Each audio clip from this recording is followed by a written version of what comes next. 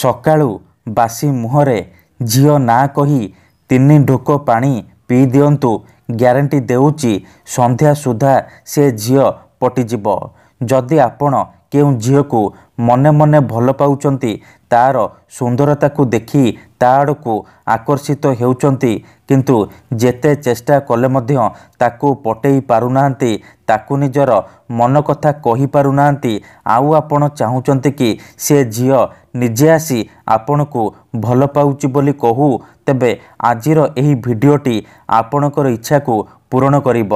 କାରଣ ଆଜିର ଏହି ଭିଡ଼ିଓଟିରେ ମୁଁ ଆପଣଙ୍କ ପାଇଁ ଆମର ତନ୍ତ୍ରଶାସ୍ତ୍ରରୁ ଦୁନିଆର ସବୁଠାରୁ ସହଜ ଶକ୍ତିଶାଳୀ ବଶୀକରଣ ନେଇ ଆସିଛି, ଯାହାର ପ୍ରୟୋଗରେ ଆପଣ କେଉଁ ବି କୁଆଁରୀ ଝିଅକୁ ପଟେଇ ପାରିବେ, ପଡ଼ିଶା ଘର ସୁନ୍ଦରୀ ଭାଉଜକୁ ପଟେଇ ପାରିବେ, ତାଠାରୁ ନିଜର ମନ ମୁତାବକ କାମ ହାସଲ କରିପାରିବେ। ଏହି ବଶୀକରଣ କରିବା ପାଇଁ ଆପଣଙ୍କୁ କୌଣସି ପ୍ରକାର ମନ୍ତ୍ରତନ୍ତ୍ର କରିବାକୁ ପଡ଼ିବନି କିମ୍ବା କିଛି ବି ପଇସା ଖର୍ଚ୍ଚ କରିବାକୁ ପଡ଼ିବନି। ଆପଣ ବିନା ମନ୍ତ୍ର, ବିନା ତନ୍ତ୍ର, ବିନା କିଛି ଜିନିଷ ଖୁଆଇ ପିଆଇ ନିଜ ପସନ୍ଦର କେଉଁ ବି କୁଆଁରୀ ଝିଅକୁ ପଟେଇ ପାରିବେ, ପଡ଼ିଶା ଘର ସୁନ୍ଦରୀ ଭାଉଜକୁ ପଟେଇ ପାରିବେ, ତାଠାରୁ ନିଜର ମନ ମୁତାବକ କାମ ହାସଲ କରିପାରିବେ। ସିଏ ଆପଣଙ୍କୁ କୌଣସି ପ୍ରକାର ବାଧା ଦେବ ନାହିଁ, ଯାହା ଚାହିଁବେ ତାହା କରିବ। ନମସ୍କାର ଫ୍ରେଣ୍ଡସ୍, ଓଡ଼ିଆ ଫଣ୍ଡା ଚ୍ୟାନେଲକୁ ଆପଣମାନଙ୍କୁ ସ୍ୱାଗତ। ଆଜିର ଏହି ଭିଡ଼ିଓଟିରେ ମୁଁ ଆପଣଙ୍କୁ ଶିଖେଇବି ଆପଣ କିପରି ସକାଳୁ ଉଠିବା ମାତ୍ରେ ବାସି ମୁହଁରେ ଯେଉଁ ଝିଅର ନାମ କହି 3 ଢୋକ ପାଣି ପିଇଦେବେ, ଗ୍ୟାରେଣ୍ଟି ଦେଉଛି ସେହି ସମୟଠାରୁ ସେ ଝିଅ ପଟିଯିବ, ପଡ଼ିଶା ଘର ଭାଉଜ ପଟିଯିବ, ଆପଣଙ୍କ ଆଡ଼କୁ ଆକର୍ଷିତ ହେବାକୁ ଲାଗିବ, ପାଗଳି ପରି ଆପଣଙ୍କୁ ଭଲ ପାଇବାକୁ ଲାଗିବ।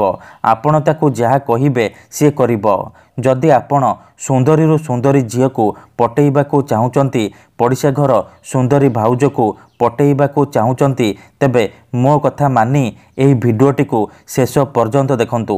ଯଦି କେଉଁ ଝିଅ ଆପଣଙ୍କୁ ଧୋକା ଦେଇଛି, ଆପଣଙ୍କୁ ଛାଡ଼ି ପଳେଇଛି, ଅନ୍ୟ କାହା ସହିତ କଥା ହେଉଛି, ଅନ୍ୟ କାହାକୁ ଭଲ ପାଉଛି, ତେବେ ମାତ୍ର ଥରେ ମୋ କଥା ମାନି ସକାଳୁ ଉଠିବା ମାତ୍ରେ ବାସି ମୁହଁରେ ତାର ନାମ କହି 3 ଢୋକ ପାଣି ପିଇ ଦିଅନ୍ତୁ। ଗ୍ୟାରେଣ୍ଟି ଦେଉଛି ସେ ଝିଅ ଯେତେ ଦୂରରେ ଥିଲେ ମଧ୍ୟ ନିଜେ ଆସିବ, ଆପଣଙ୍କର ପାଦ ତଳେ ପଡ଼ିବ, ଆପଣଙ୍କୁ ଭଲ ପାଉଛି ବୋଲି କହିବ, ଆପଣଙ୍କୁ ନ ଦେଖି ଗୋଟେ ମୁହୂର୍ତ୍ତ ବି ରହିପାରିବନି। ଏହି ବଶୀକରଣ ସାହାଯ୍ୟରେ ଆପଣ ସୁନ୍ଦରୀରୁ ସୁନ୍ଦରୀ ପଡ଼ିଶା ଘର ଭାଉଜକୁ ପଟେଇ ପାରିବେ, ତାକୁ ନିଜ ବଶରେ କରି ତାଠାରୁ ନିଜର ମନ ମୁତାବକ କାମ ହାସଲ କରିପାରିବେ। ସିଏ ରାତିଦିନ ଘରକୁ ଡାକିବ, ଯାହା ଚାହିଁବେ ତାହା କରିବ, ଆପଣଙ୍କର ସବୁ ଇଚ୍ଛା ପୂରଣ କରିବ। ତେବେ ଏହି ବଶୀକରଣ କରିବା ସବୁଠାରୁ ସହଜ। ଏହାକୁ ଆପଣ କିପରି କରିବେ, କେମିତି କରିବେ, ଏହାର ପ୍ରୟୋଗ ବିଧି କ'ଣ, ମୁଁ ଆପଣଙ୍କୁ ଶିଖେଇବି। ସମ୍ପୂର୍ଣ୍ଣ ପ୍ରୟୋଗ ବିଧି ମୁଁ ଆପଣଙ୍କୁ ଶିଖେଇବି। ଜାଣିବା ପାଇଁ ମୋର ଆପଣମାନଙ୍କୁ ଅନୁରୋଧ କି ଆପଣ ଭିଡ଼ିଓଟିକୁ ମୂଳରୁ ଶେଷ ପର୍ଯ୍ୟନ୍ତ ପୁରା ଧ୍ୟାନ ସହିତ ଦେଖନ୍ତୁ। ତେବେ ଯାଇ ମୁଁ ଆପଣଙ୍କୁ ଗ୍ୟାରେଣ୍ଟି ଦେଉଛି ଆପଣ 100ରୁ 100% ସଫଳ ହେବେ। ଅଧାରୁ ଛାଡ଼ିକି ପଳେଇଲେ କିମ୍ବା କାଟି କାଟି ଦେଖିଲେ ଆପଣ କିଛି ବି ବୁଝିପାରିବେନି।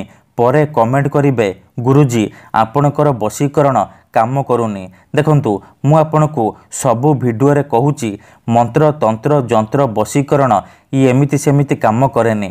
ମନରେ ସମ୍ପୂର୍ଣ୍ଣ ବିଶ୍ୱାସ, ନିଷ୍ଠା ଆଉ ଏକାଗ୍ରତାର ସହିତ ଆପଣଙ୍କୁ ଏହି ବଶୀକରଣ କରିବାକୁ ପଡ଼ିବ। ତେବେ ଯାଇ ଆପଣ 100ରୁ 100% ସଫଳ ହେବେ। ଦେଖନ୍ତୁ, ଯେଉଁପରି ଆପଣ ଭଗବାନଙ୍କୁ ମାନୁଛନ୍ତି, ଭଗବାନଙ୍କ ଉପରେ ବିଶ୍ୱାସ ରଖିଛନ୍ତି, ନିଜର ସବୁ ଦୁଃଖ କଷ୍ଟ ଅସୁବିଧା ଭଗବାନଙ୍କୁ ଜଣାଉଛନ୍ତି, ଯଦି ସେ ଅସୁବିଧାର ସମାଧାନ ନ ହେଲା, ତାହାର ମାନେ ନୁହେଁ କି ଭଗବାନ ନାହାନ୍ତି। ସେହିପରି ମନ୍ତ୍ର ତନ୍ତ୍ର ହୁଏ, ବଶୀକରଣ କାମ କରେ, କିନ୍ତୁ ଏହାକୁ ଆପଣଙ୍କୁ ସିଦ୍ଧ କରିବାକୁ ପଡ଼ିବ। ପ୍ରୟୋଗ ବିଧିକୁ ଠିକ୍ ଭାବରେ କରିବାକୁ ପଡ଼ିବ। ମୁଁ ଆପଣଙ୍କୁ ଯେମିତି ଶିଖେଇବି, ଆପଣଙ୍କୁ ଠିକ୍ ସେହିପରି କରିବାକୁ ପଡ଼ିବ। ତେବେ ଯାଇ ମୁଁ ଆପଣଙ୍କୁ ଗ୍ୟାରେଣ୍ଟି ଦେଉଛି ଆପଣ 100ରୁ 100% ସଫଳ ହେବେ। ଯଦି ଗୋଟିଏ ଥରରେ ସଫଳ ହୋଇପାରୁନାହାନ୍ତି, ଦ୍ୱିତୀୟ ଥର ଚେଷ୍ଟା କରନ୍ତୁ, ନିହାତି ଭାବେ ସଫଳ ହେବେ। ତେବେ ଚାଲନ୍ତୁ ଜାଣିବା ଏହି ବଶୀକରଣ ଆପଣ କିପରି କରିବେ, କେମିତି କରିବେ। ମନେ ରଖନ୍ତୁ, ଏହି ବଶୀକରଣ ବିଧିକୁ ଆପଣ केउ भी बार करें। प्रथमे आपण कौन करेंगे जेतेबेले रातिरे शोइबा पई जिबे गोटे ग्लास रे पानी आनिबे आउ अल्प टिके चीनी आनिबे तापरे पानी ग्लास को निजर सामने रखिबे आउ अल्प टिके चीनी हाथ में धरिबे डाहाण हाथ में धरिबे तापरे आखि बंद करिकी सेई झियो बा नारी को मने मने भाबिबे तार मुह को निज मनरे भाबिबे तापरे एही शब्द को गोटे थर पढ़िबे। देखंतु मनेकर आपण जेउ झियो बा नारी को बसरे करने को चाहूँगी तार नाम हेउची सबिता तेबे आपण चीनी को डाहाण हाथ में धरिबे आउ एहीपरि कहिबे सबिता तीव्र बसीभूताय। एहीपरि आपण गोटे थर कहिबे आउ चीनी को पानी ग्लास रे पकईदेवे।